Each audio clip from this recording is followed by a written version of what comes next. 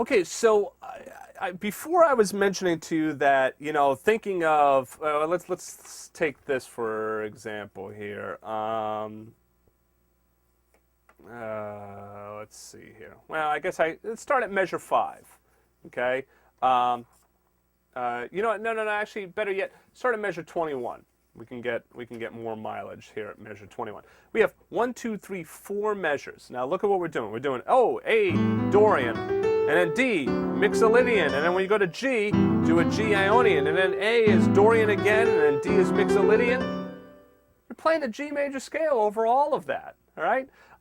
So really thinking Dorian, Mixolydian, Ionian, Dorian, Mixolydian, it's really just going to bog down your brain, and you're going to be having to think about way too much stuff. So if any of your chords are diatonic, meaning that they function as a 1, 2, 3, 4, 5, 6, or 7 chord in the key, then you don't have to think of anything other than your major scale. So let's go through where that is. Measure 1, diatonic. 2, 3, 4, all non-diatonic. Measure 5, diatonic. Measure 6, that D7 chord is non-diatonic. Not by much, though. Okay.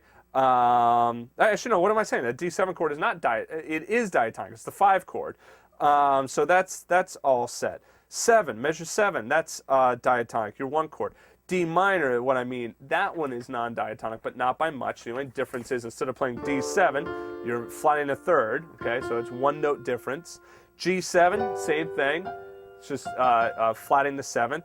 Now, once you get to C minor, yeah, sure, that's non-diatonic. You're moving to minor for a minute. F7 is non-diatonic. B flat, E flat, non-diatonic.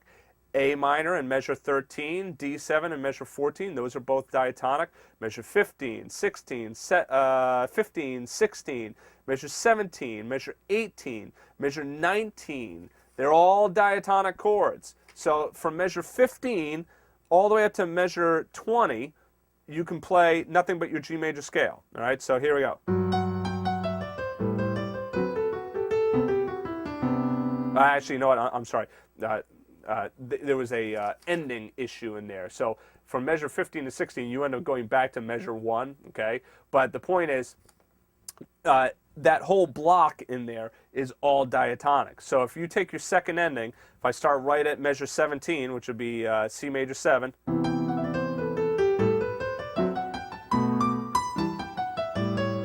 so that was all G major scale until I get to that A7. And what did I do? I went to the 3rd, all right, to just kind of like, boom, there we go. There's my dominant 7th. I can even go down to the 7th as well. And now what do I have for the rest? Measure 21, all diatonic.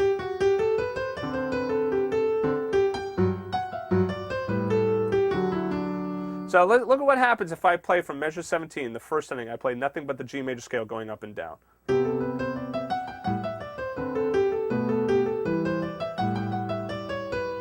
There on A7, I changed to the C sharp, but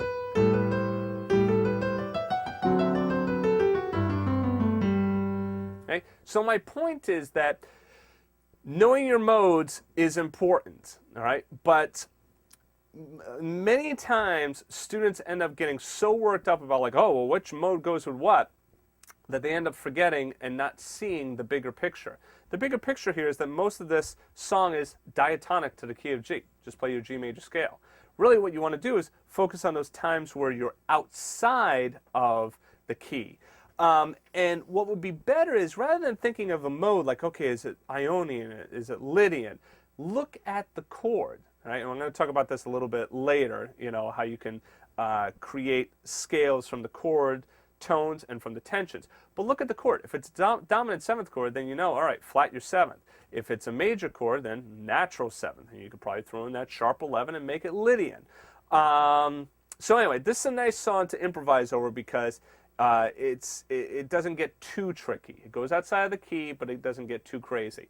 What we're going to do from here is I'm going to show you a solo that I wrote out and just kind of point out, how I put it together. So anyway, I'll see you in a few minutes.